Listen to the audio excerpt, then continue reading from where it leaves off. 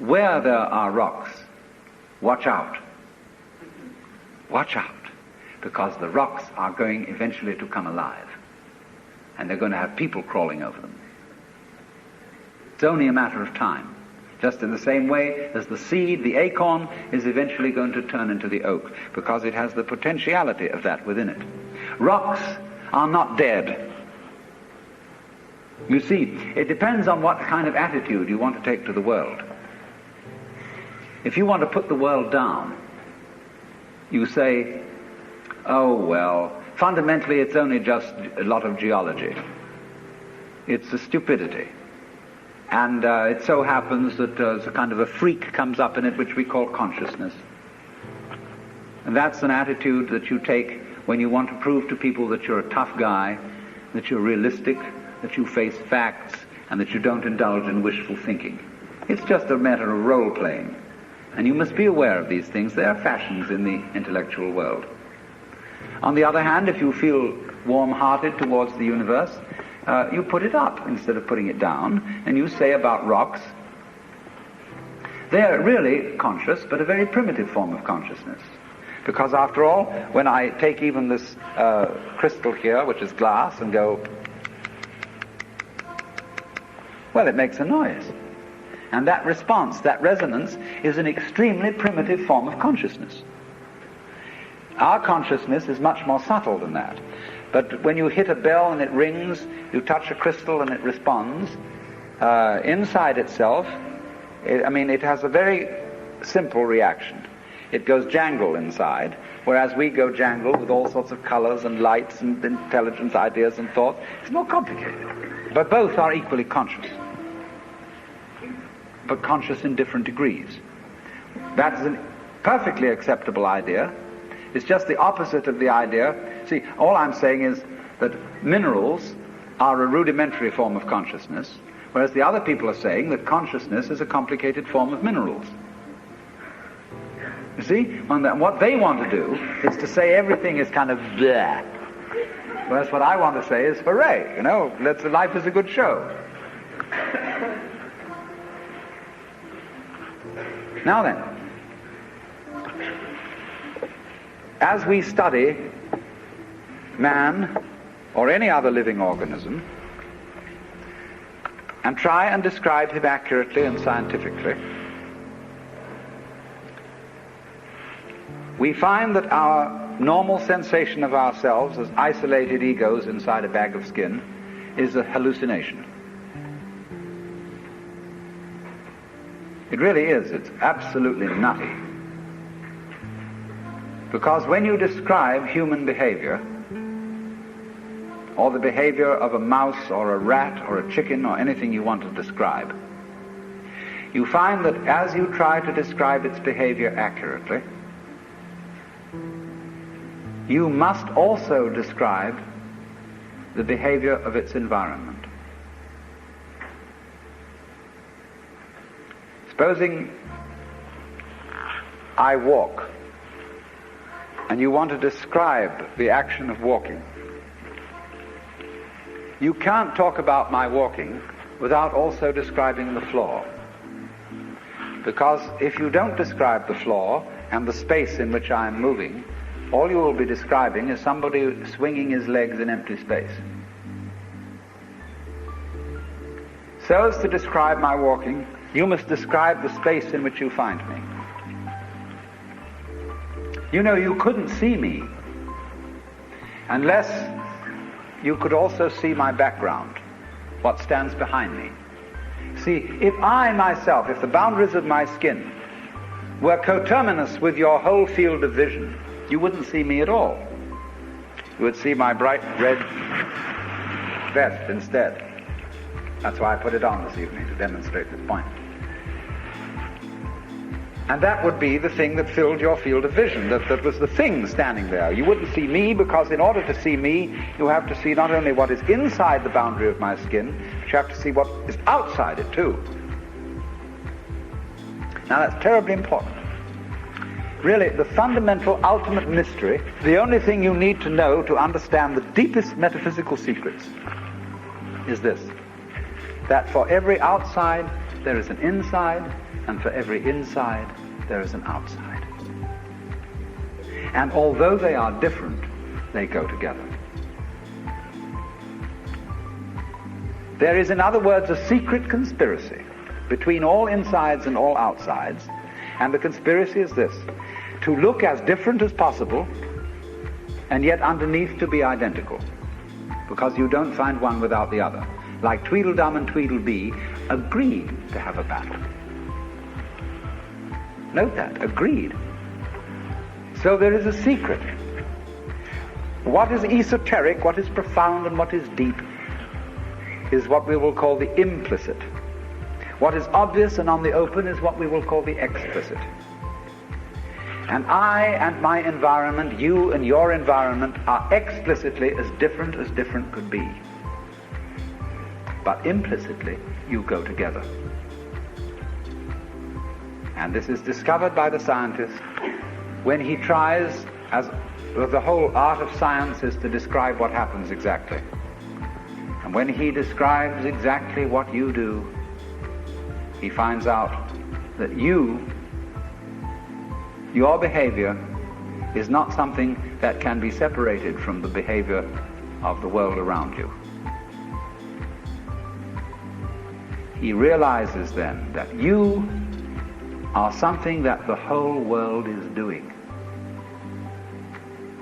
Just as when the sea has waves on it, all right, the sea, the ocean is waving. And so each one of us is a waving of the whole cosmos, the entire works, all there is. And with each one of us, it's waving and saying, yoo-hoo, here I am. Only it does it differently each time, because variety is the spice of life.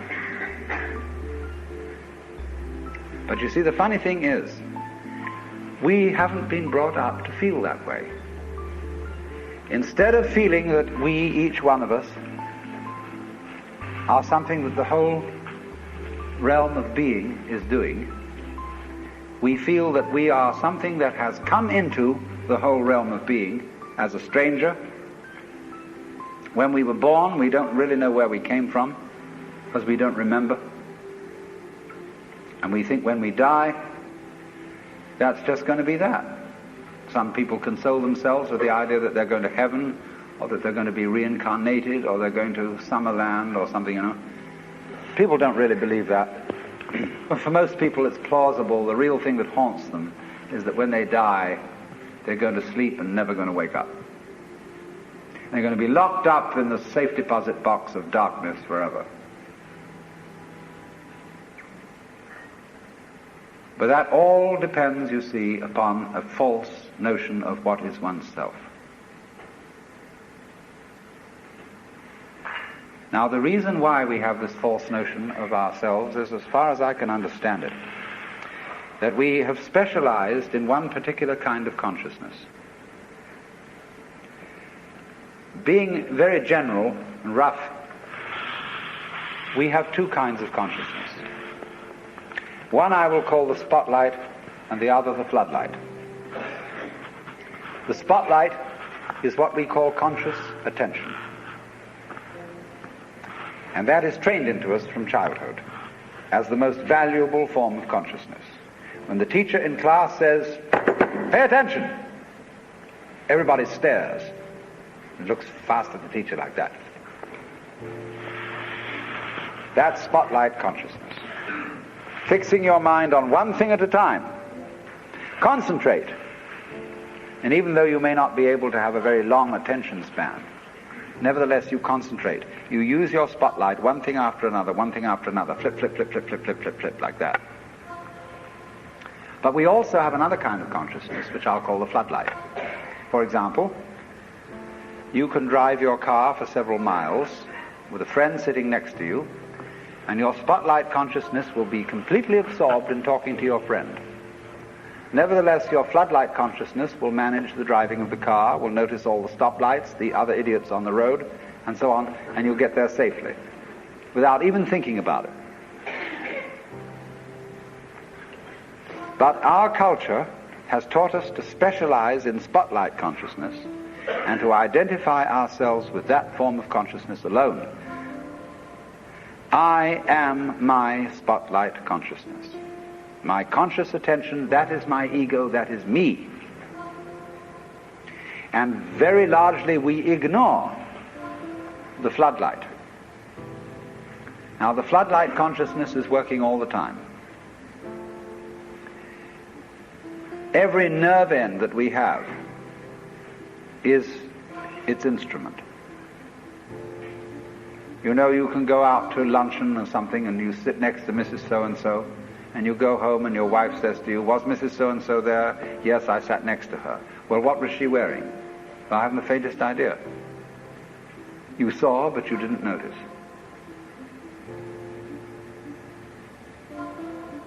Now, because we have been brought up to identify ourselves with the spotlight consciousness, and the floodlight consciousness is undervalued,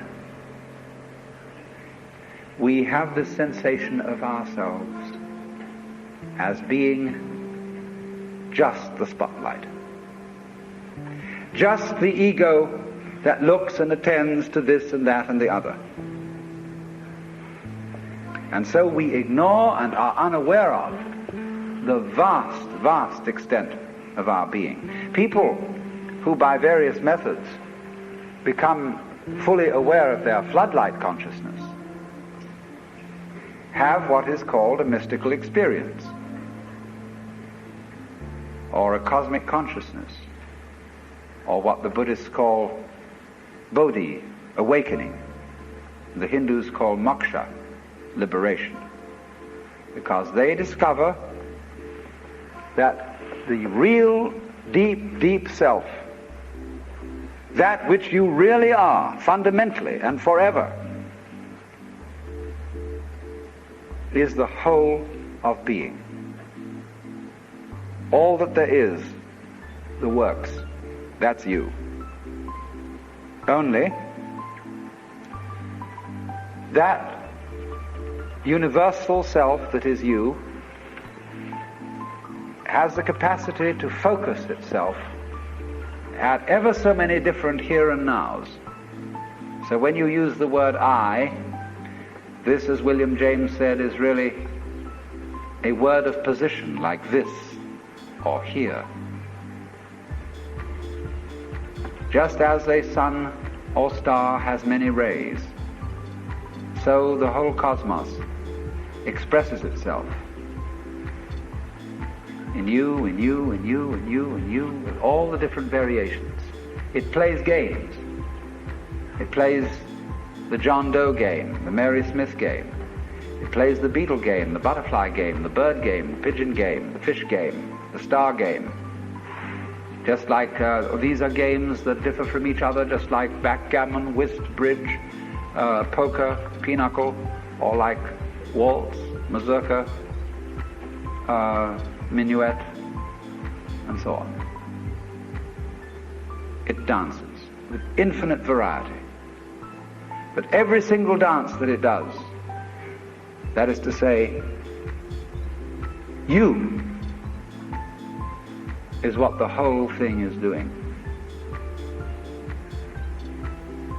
But you see, we forget it.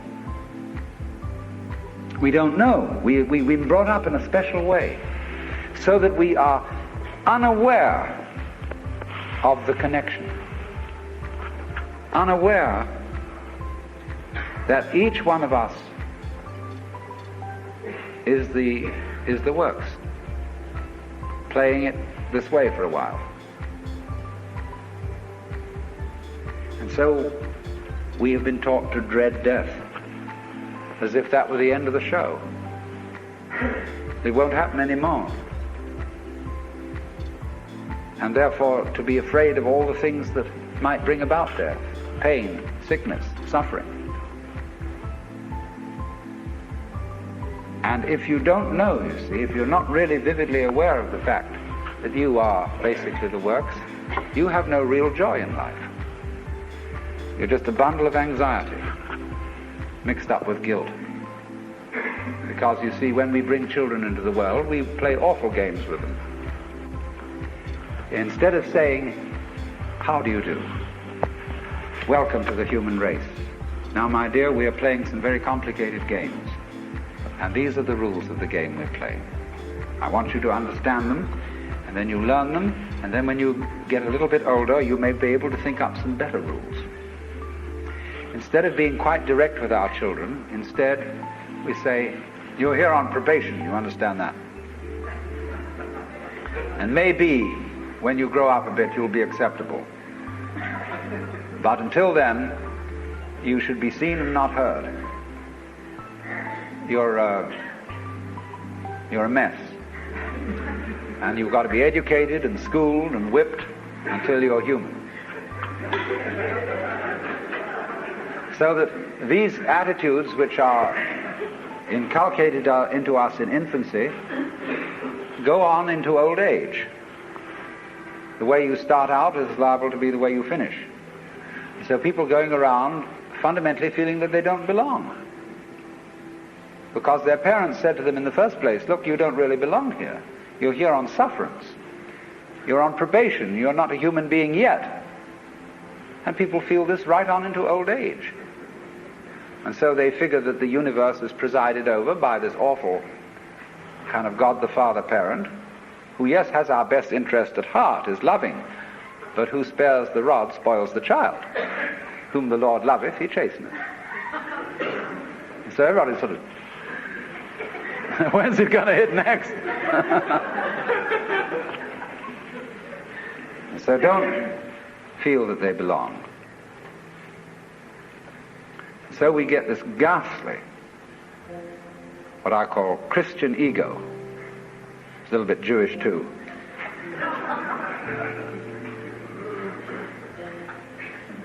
Who really feels that he's homeless, he's an orphan. Even the Christians say we are sons of God by adoption and grace. Not real sons, but by adoption and grace on sufferance. And so comes this sensation, you see. So characteristic of Western man and indeed of all highly civilized people. Of being a stranger in the earth. A momentary flash of consciousness between two eternal blacknesses. And therefore, in constant contentiousness with everything around you. Not only with other people, but with the earth, with the waters. And the symbol of it all in our culture is the bulldozer.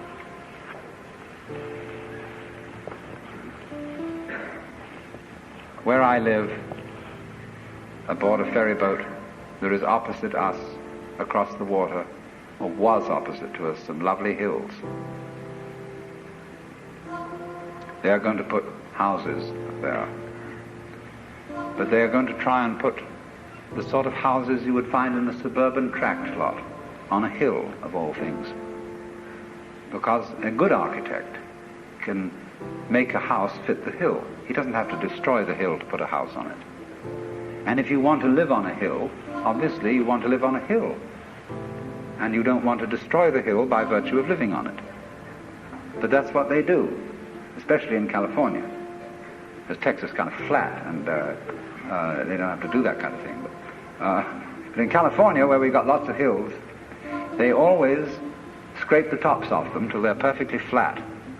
Then they put houses on, and then they scrape them off in terraces all the way down. They upset the ecology of the hill, and eventually all the houses fall down. And so what? But by that time the payments have been made. But that's because the builder doesn't feel that the external world is his own body. It is. The external world is your own body extended. So he, instead of going up to the hill and saying, "Good afternoon, I very much want to live here, and I would like to know what kind of house you would like to have built on you." An intelligent architect always does that. Instead of that, he has a prejudice about what kind of a house is a house. And he has to make the hill submit to this prejudice. So he has to ruin the hill and get rid of it, pretty much, then put the house on it. He's absolutely out of his mind. And he's out of his mind because he doesn't realize that the external world is his body. When he realizes that, he'll get his mind back.